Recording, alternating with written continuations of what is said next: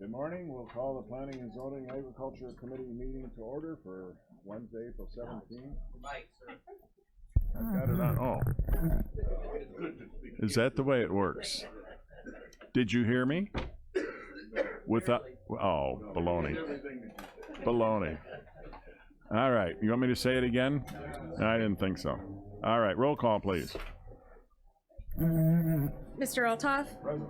Mr. Featherling? Present. Mr. Washington? Present. Mr. Tholen? Ms. Polk? Present. Mr. Payton? Present. Ms. Peters? Present. Ms. Dunbar? Mr. Kinzinger? Mr. Fairfield? Present. Mr. Smith? Mr. Swanson? Present.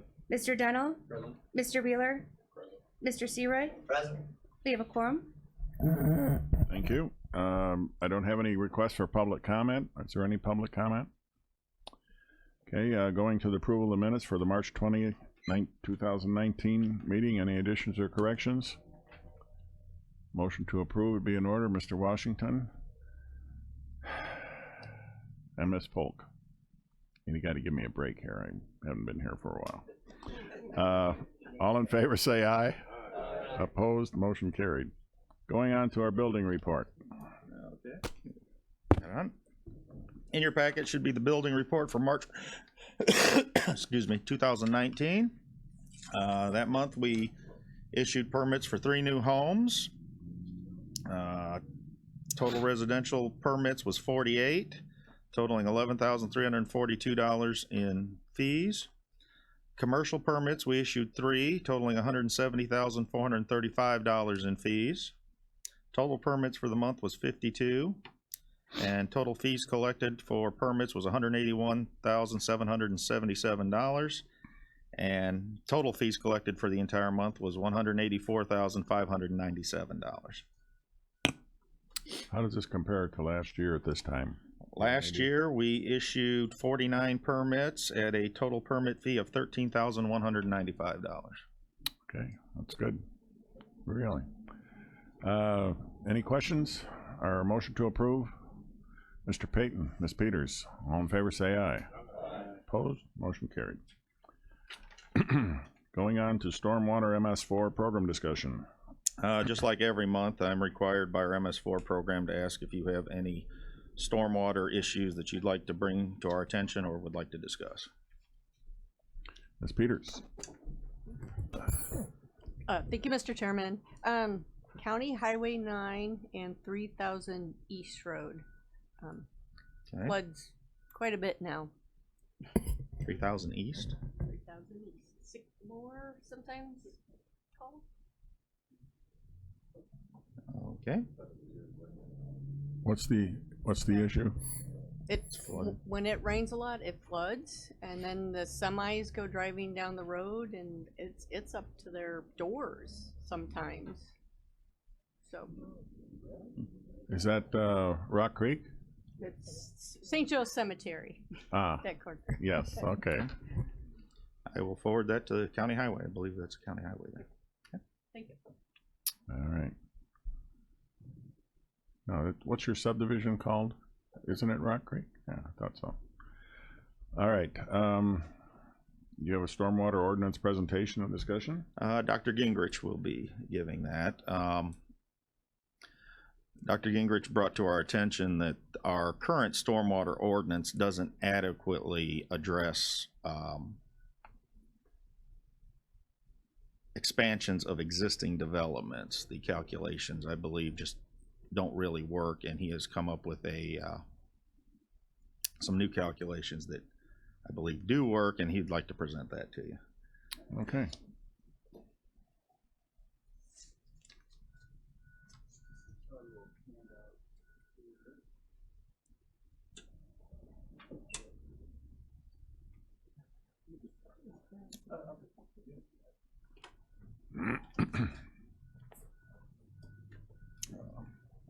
You can switch the screen.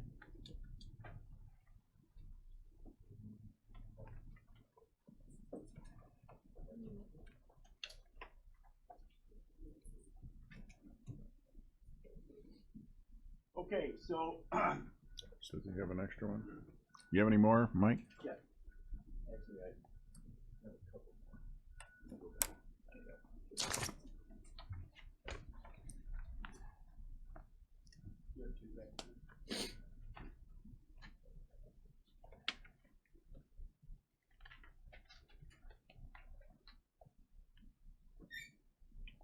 You need one? Okay, so first, do I need to use this? Yeah. Yes. Otherwise, it won't be on the recording. Okay, so the first thing I wanted to do was just to give you a little background about stormwater detention and how it functions from my perspective, and how the ordinance is designed to address increased rates of runoff when you develop property. So I gave you a cover sheet that's got a couple items that I'm going to cover. The last one is the proposed changes to the ordinance, and the first one is a discussion about how the current ordinance works. So let me run through that real quick. I'll try to go fast if I see your eyes are glazing over. But also, if you have a question while I'm talking, I'm totally comfortable if you stop me and ask a question. That's not a big deal for me, right?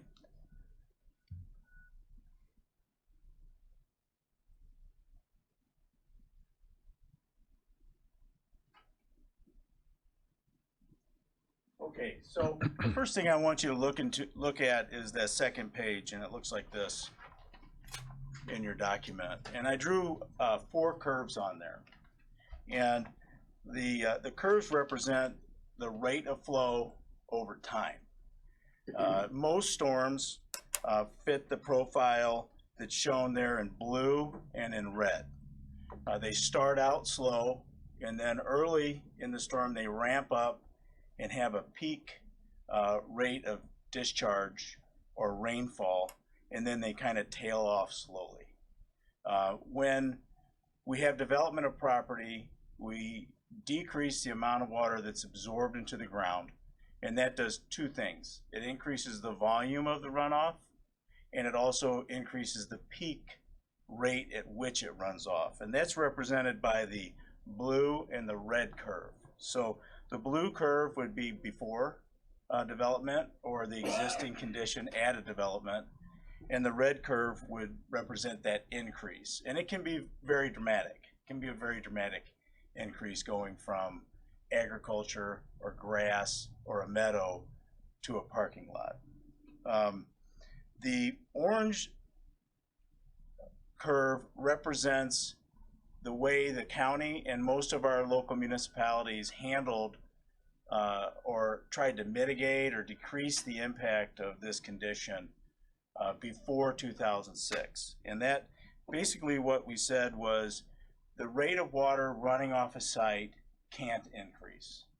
So we would do calculations and say this is what it does now, and it can't run off any faster than that. That's great. It does cause a little bit of extra judgment by the design engineer, and sometimes discussions between the design engineer and whoever's reviewing it, because they might not agree on what the rate of runoff is. And it's a big deal.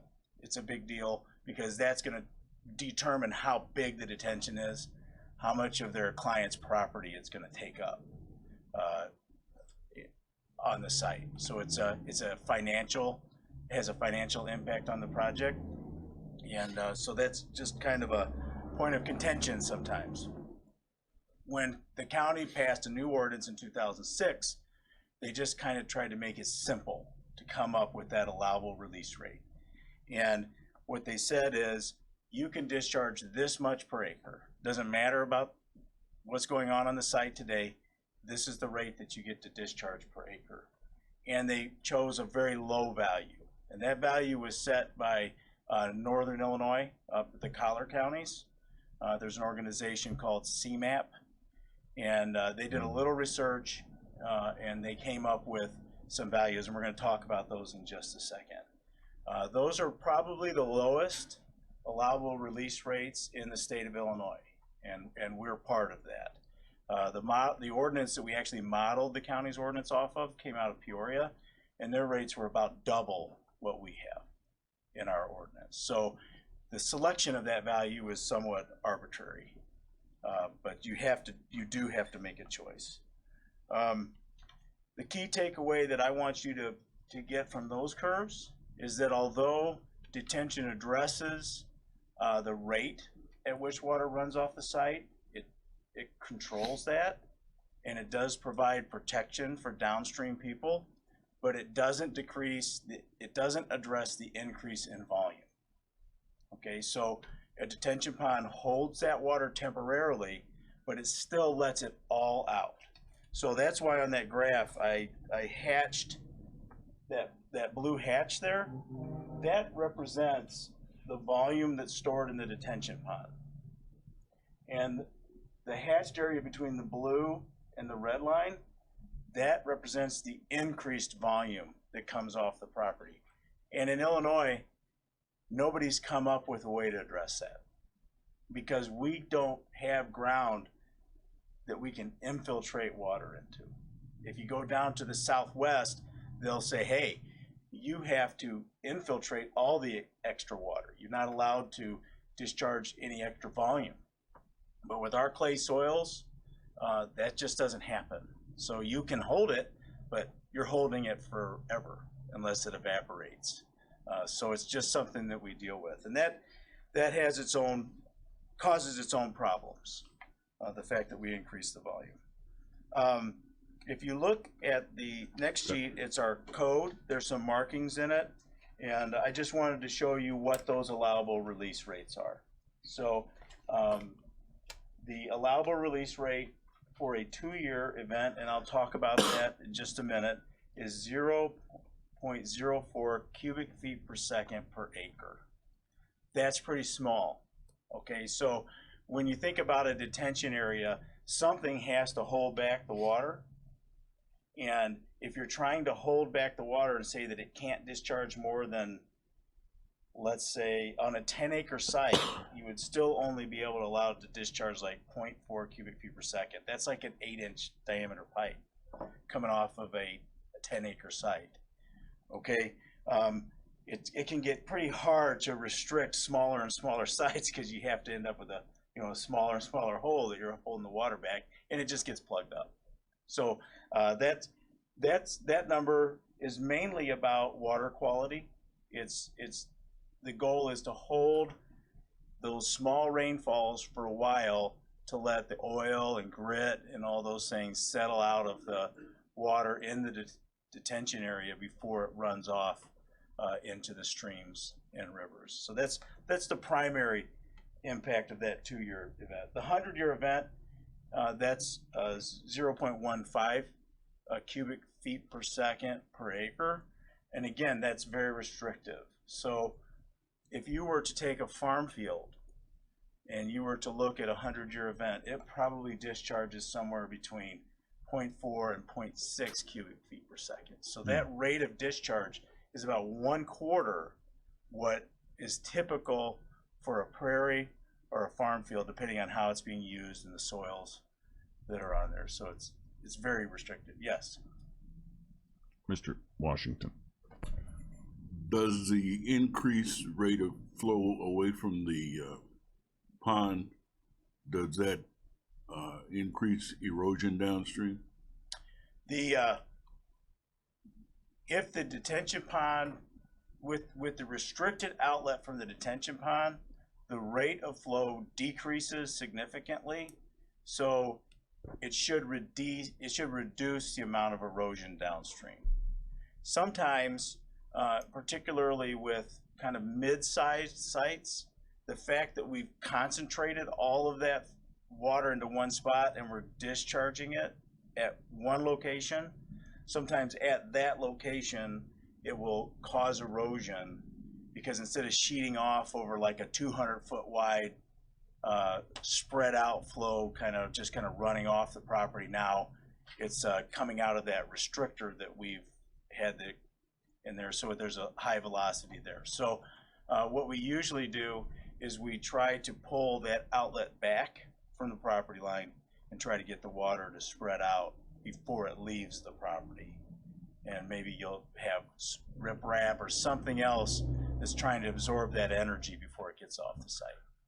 Mike, for the retention ponds, and the size of the culvert exiting, do you set that for 100-year or for a 2-year or a 50-year? So the outlet structure from a stormwater detention pond, once we adopted this ordinance, is usually kind of sophisticated because it has to address both.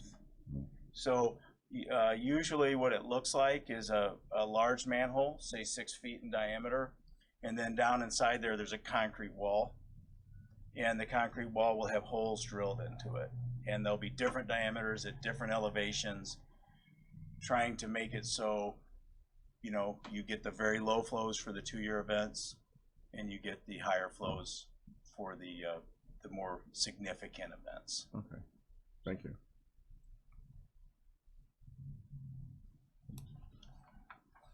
Any other questions about that?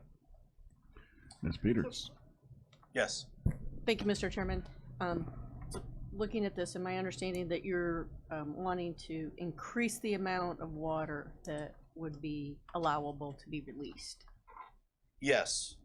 Yeah, and I'll cover that in my last. Is it all right if I put that off for just a second? Yeah. Okay. And then, you know, you were talking about the manholes and things like that. Well, I've actually seen up in Orland Park, they had, and it didn't seem like it was that big of a rain event, but the water was pushing up out of the manhole up there. So Yeah, you're addressing that too? I can. Yeah, I just happen to be. I just happen to make a comment. I just happen to have a comment about that. Okay. So, the takeaway that I had for that is that release rates in stormwater ordinance are somewhat arbitrary. You can base it on a calculation by the engineer, and then that's arbitrary because it's based on his opinion and experience. And engineers will come up with 2 different answers every time. And you can base it on 0.15 CFS, and that's somewhat arbitrary because, like I said, from community to community, you'll see a different value, and the communities are very similar. So it's not totally arbitrary, but it's a somewhat arbitrary value.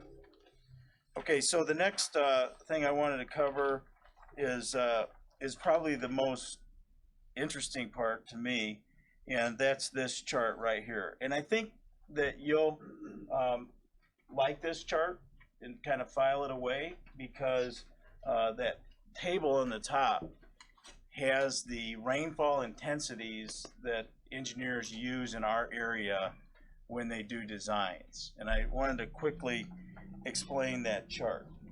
So when it rains anywhere, as the duration of the event goes down, the shorter rainfall is more likely to have an extremely high intensity.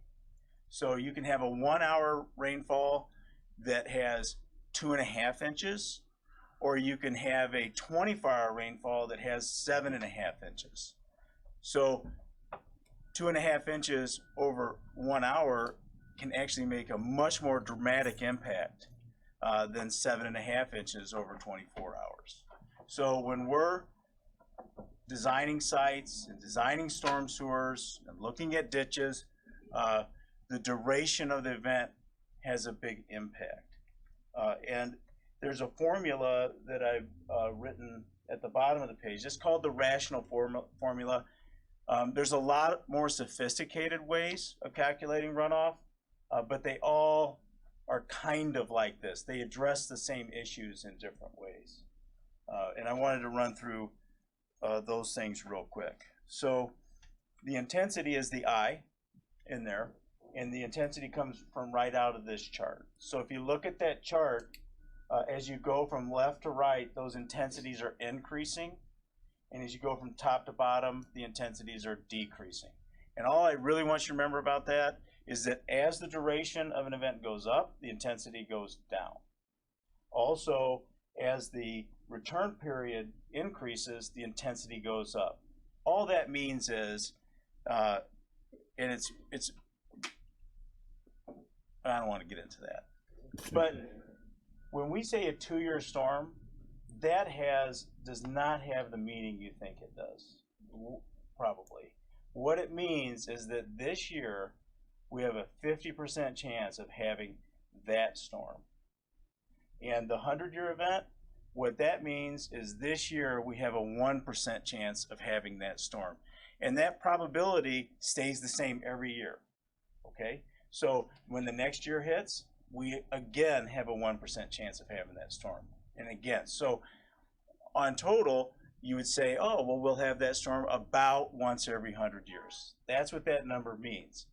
Now, the other thing is, you hear a lot of people say, man, we have a 100-year storm every year. It seems like we have a 100-year storm every year. That's because there's an infinite number of possible storms. So one year you might have the 100-year 2-hour storm.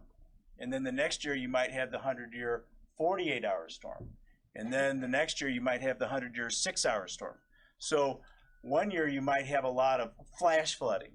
And you might see everybody's detention ponds full at medium to big size facilities. That would be if we're getting like a 4-inch rain in 4 hours, okay? Or you might see just tons of water flowing down your backyard. And that's usually like a 1-hour rain, 2.5 inches per hour, something like that. When the Kankakee River floods, it's usually like rain that happens over 3 to 5 days. So it's what's the average rainfall over the entire watershed of the Kankakee River. Doesn't matter. The Kankakee River doesn't, you could have a 4-hour rain, 4 inches per hour right here in town. It would do almost nothing to the river. So the area over which that water's falling, that's what is related to the duration. So a smaller site is impacted by shorter duration storms.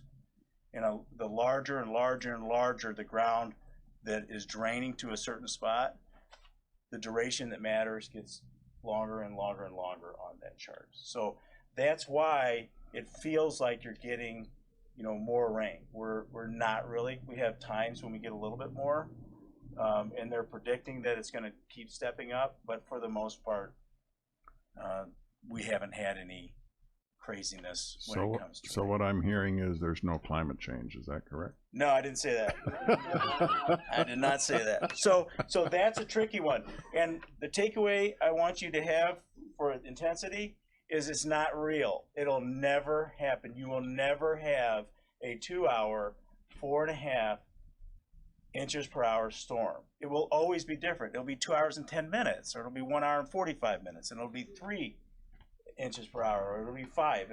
It's just a hypothetical storm that we use for design. And it does a pretty good job. This equation comes from when they built the railroad across the United States of America. That's how old it is. That's why it was invented by an engineer to design culverts to go under railroads more than 100 years ago. Okay, so the next number on there is the C value, and that's called, in this equation, it's called a rational C, and all it is it's a coefficient that represents the ground. Okay? We kind of have a reasonable handle on that. A lot of engineers do research on, well, what's that value like for a subdivision with 1/4 acre lots? What's it like for a subdivision with 1/2 acre lots? What's that like for a typical commercial strip center? There's lots. An engineer can go to all these tables and look those things up. And if there's nothing that's representative of what they're doing, they can kind of get into the site itself and say, well, there's this much pavement, this much roof, this much grass. That's how they're coming up with that value right there. Again, it's not perfect because it depends on the time of year. Did it just rain? If it just rained, the C value would be effectively higher. Are you in the middle of a drought? It would be effectively lower because that grass will soak up more water. Are the inlets plugged by leaves so that the water has skipped that inlet and it's come on down to your house? So that value, we have a better handle, but again, it's just a snapshot in time. So it really changes throughout the year and with the maintenance of the property, but we have a pretty good handle. The only thing we really know in that equation is A, the area. Okay, so that's where that comes from. In our ordinance, and the reason I went through this is what we're doing is we're setting C times I. So instead of having the engineer calculate C, and instead of trying to figure out which one of these intensities to use, we're saying we're going to give you this value, and that value is 0.15 CFS. I mean, it's just 0.15. So if you look again at our ordinance, you'll see you take that number and you multiply it by area. So when they came up with this number and this method, this rational method in this chart, that was the basis of it. Okay, and what it's based on is a C value of 0.15 and an intensity of 1 inch per hour. That's what it's based on. Okay, so that's where that comes from.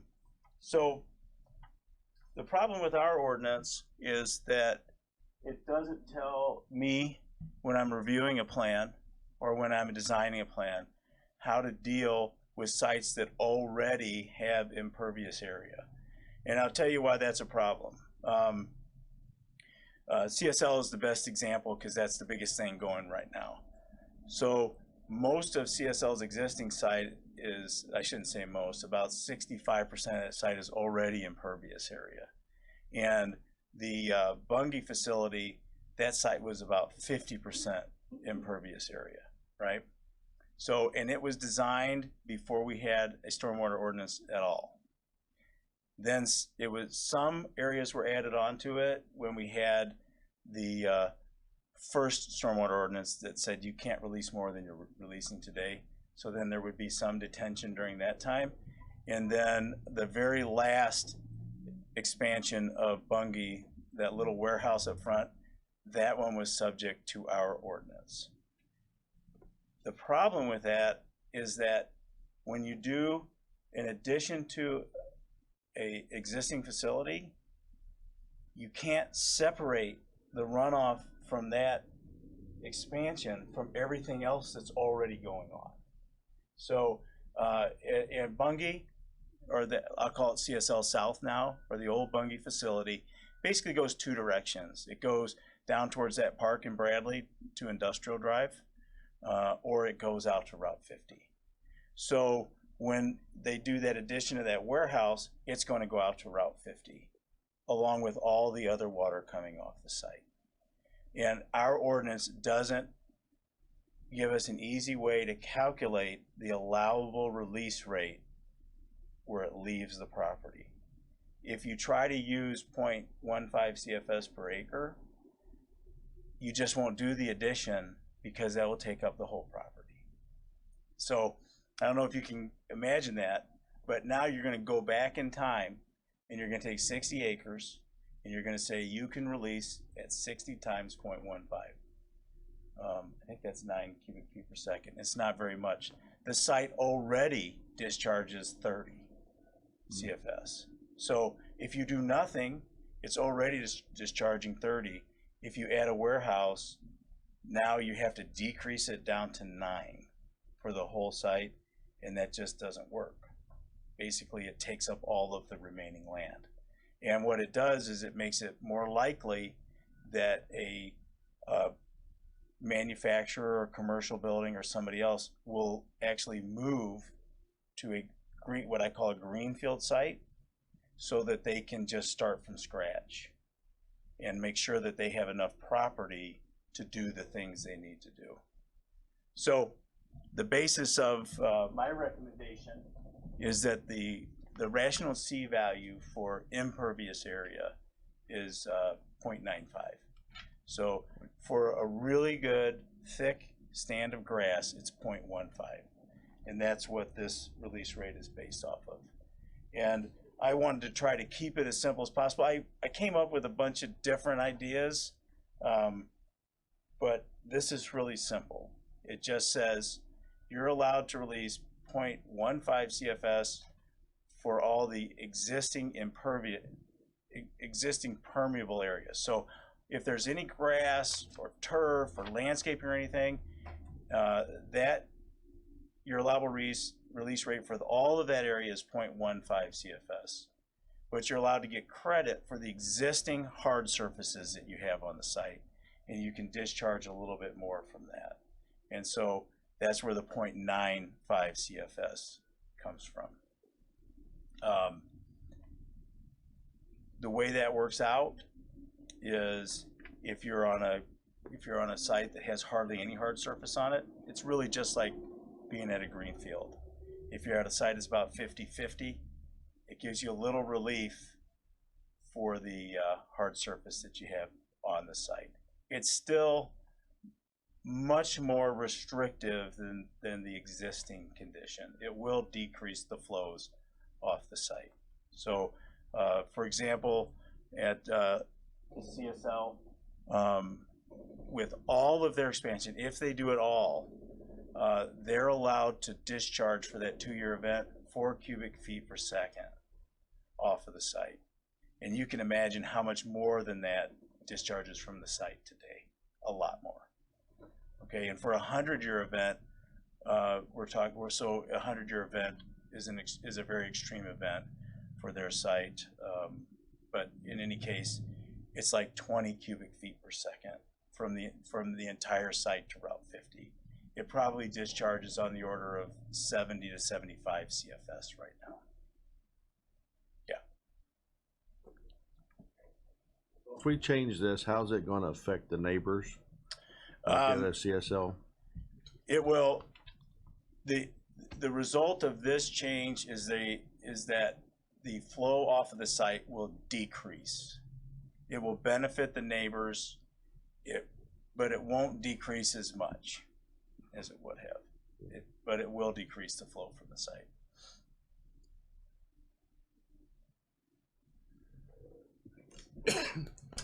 Mr. Sears. Thank you, Mr. Chairman. So the engineering and the drainage on all future projects is gonna change currently than on the policy that we're doing right now? Is that what you're saying? It will change. It will actually, what it does is it establishes a policy for the word I used is redevelopment, modifications, or expansions to facilities. So the existing ordinance just doesn't address it. So this addresses that. So what we've been doing, and we haven't really had that much expansion of existing facilities. So what we've been doing is and there's some provisions in the ordinance for just using judgment. So for these small things, we've been using judgment. So like when they did that small warehouse addition at Bungie, the design engineer designed a small detention to compensate for that. But there was no, as the reviewer, I didn't have a real hard and fast rule for how we're gonna do it. And as a reviewer, it's much more comfortable to have rules that are relatively simple, that everybody can understand, and that we can make sure are being followed. You're firming up your formula is what you're doing, but Yes. is it gonna affect any pre-existing? I mean, how are we gonna police or policy the pre-existing structures that might not fall into this new? It won't have any impact until somebody comes in and wants to do an expansion. And what it will do is the fact that they already have hard surface, they'll be compensating for that as well. It's just not as much as if you try to take a site that's 50% developed and then that didn't have any detention, and then you want to implement a 0.15 cubic feet per second for the entire site, you're just basically telling them that's going to just stay vacant, because they just, they can do like a little tiny addition and then the rest of it will be detention, because they'll be going backwards trying to compensate. So we're going backwards a little bit. We're asking for a little bit more than what they have. Yeah, that's. This is maybe a foolish question, but are there any efforts to, in cases like this, where there is a way to pump it off site when you have a large discharge coming? And so our ordinance prohibits the use of pumps for stormwater management because they're not reliable, especially during really extreme weather. Sometimes, what we do on a project, and this is, we could get into farms sometime. One of the problems with our ordinance is that when we detain the water, it's a very restrictive ordinance. So we detain a lot of water and then we let it out over a long period of time. So if the outlet goes through a farm, the surface of a farm, that farmer would probably rather have a high rate of discharge for a short period of time, as long as it doesn't do damage to his crops. Because if he has a little low spot, it's not a grass swale or anything like that, it's just a low spot going through his field, it's basically that detention pond leaks for 3 or 4 days so that it just stays wet. And with corn, I think it's 3 days. Yeah. So with corn, if it stays saturated longer than 3 days, then you get a reduced yield corn. Okay, Mr. Featherling. It seems to me like a lot of towns have eliminated the amount of taxable buildings and grounds and things that they could make by having ponds everywhere. If we make them hold back more water, are we losing more taxable area? Or are we? I mean, I don't want to sound like a tax assessor, but if you say that we can only cover half the ground instead of 3/4 of the ground, are we putting ourselves in a bad way? Is it better to increase this efficiency of what we're releasing, or send it the right way, or put it in the ground, or put it underground, or something like that, so that we can have more taxable ground? I mean, if you say tell CSO, well, you can only build 2 buildings instead of 4, then we're missing out, because there's other ways to store water underground. Seen big vaults and things made in other communities. I've gone and visited them where they fill those vaults up and then they slowly pump it off. So is that something that can happen in the ordinance too? Usually, if the stormwater is stored underground or under a building or under parking, you still usually don't have to have a pump, because it's usually not any deeper than the detention pond would have been. So you can usually do that without a pump. That usually comes down to the cost of land. That's very high. Oh, sorry, Mr. Chairman. Mm-hmm. That's very high in certain areas, like where we're talking about the piece of ground we're talking about now. Yes, the higher the value of the land, the more the owner's going to be willing to spend to minimize the impact of the detention, and that can be under pavement and things like that. Some communities don't allow it. I don't think our ordinance speaks to it, so I would say it allows it. In terms of, there is a cost-benefit ratio for all flood control issues, because you're 100% correct. All land use set aside for flood control, where there's detention or floodplain or whatever, that's land that's not going to be used. So, and when you get into the core of a community where you want high density, there's a trade-off there. Yes. Mr. Wheeler. Thank you, Mr. Chairman. We've talked about this a couple times in certain contexts, but just when I try to boil this down to a couple of sentences, because it's pretty heady stuff. You blinded us with science here to a degree. Yeah.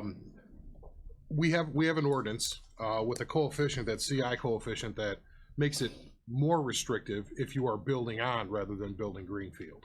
Yes. It lowers just because we want to make it easy and come up with a number that was easily computable and adaptable to different situations, it actually puts us in a really bad situation for expansions. And so all that you are bringing to our attention is the need to address that and make it so these expansions can happen. And it doesn't seem unreasonable, because you're not going the other direction, like full on, as Ms. Peters said, with water coming out of the sewer drains. It's still below really what could be considered conservative, Yes. that level. Yes. So I'm definitely support this. We can't let something like this get in our way, as long as there are other mitigating factors. And the one question I had was, is like the new core expansion, is that considered an expansion, or would that fall under a greenfield build because it's a little bit different? It's both. The new core site, we reviewed that. The new core site discharges in 4 different directions. So 3 out of the 4 directions it discharges, there was no previous hard surface discharging in those directions.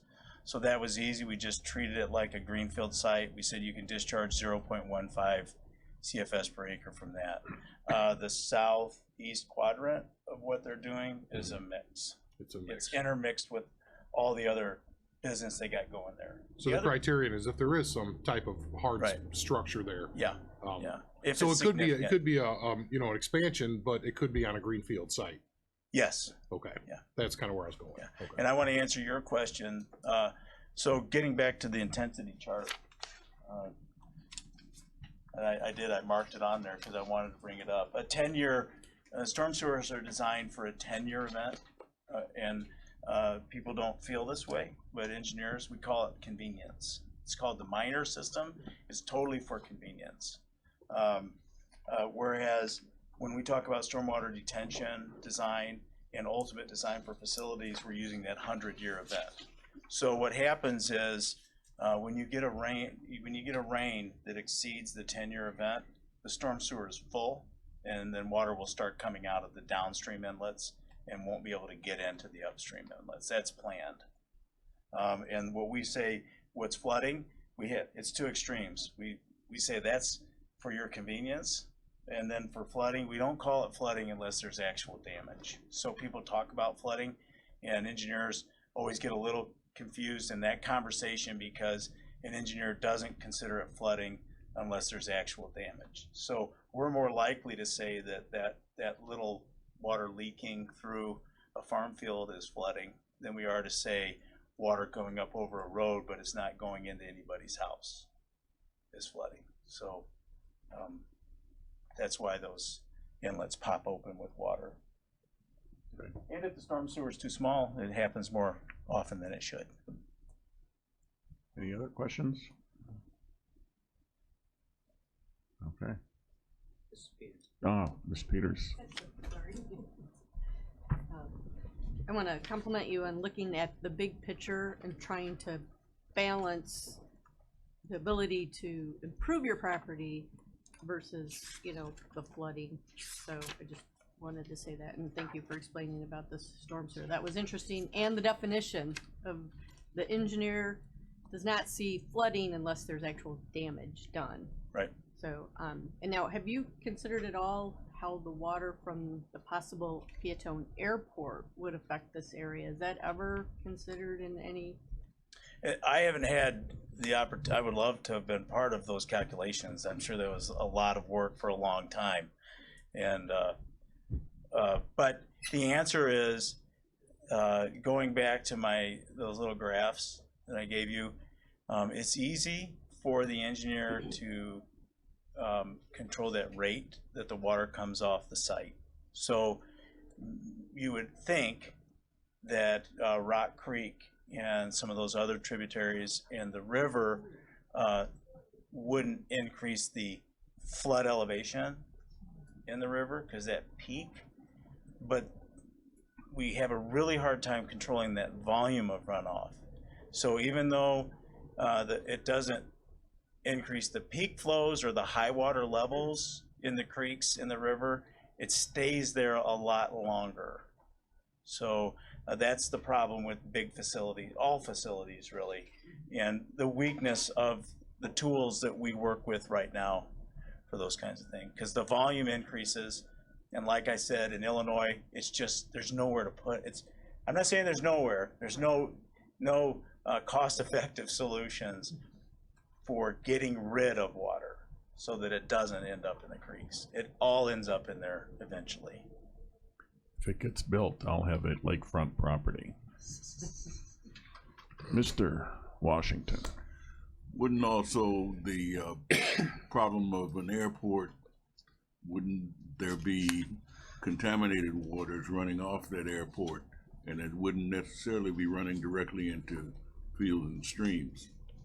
We have fairly good ordinances now, both state and local, that do a decent job of stopping sediment and contaminants that weigh more than water from going downstream. So That's what that 2-year event's about. Sometimes we have the bottom of the pond a little bit lower than the outlet, so that when you get, we call it the first flush. It's like that first 15 minutes of rain. That's why the pavement's so slick, because there's oil and all kinds of other garbage on the street.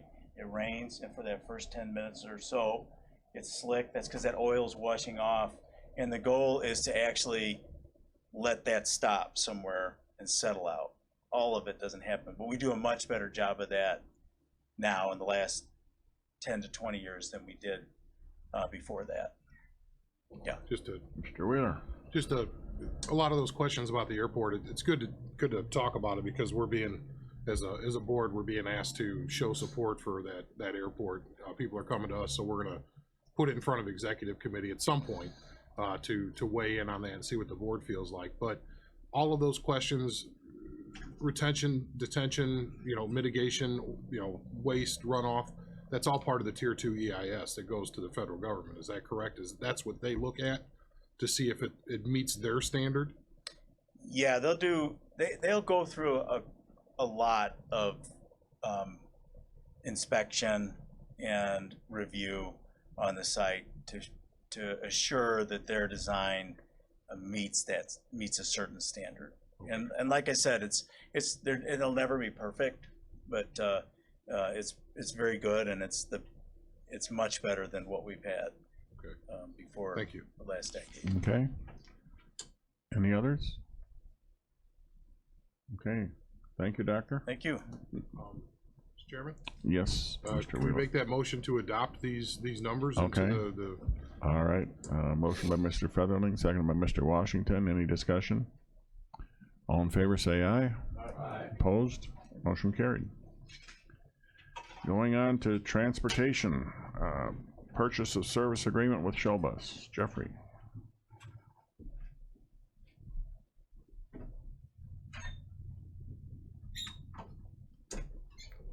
Good morning. morning. The only thing I have today for rural transit is our purchase of service agreement with Showbus. If anyone would like a copy of it, I'm more than happy to send it out to you. It's the same agreement that we've had every year past. There's no changes to it except for the funding amounts of the grants that we're receiving. Those are the only changes. Any questions? You don't need a motion? Yes, and I believe we might need a roll call because there is a dollar that never changes. Okay, is there a motion to approve? Ms. Peters?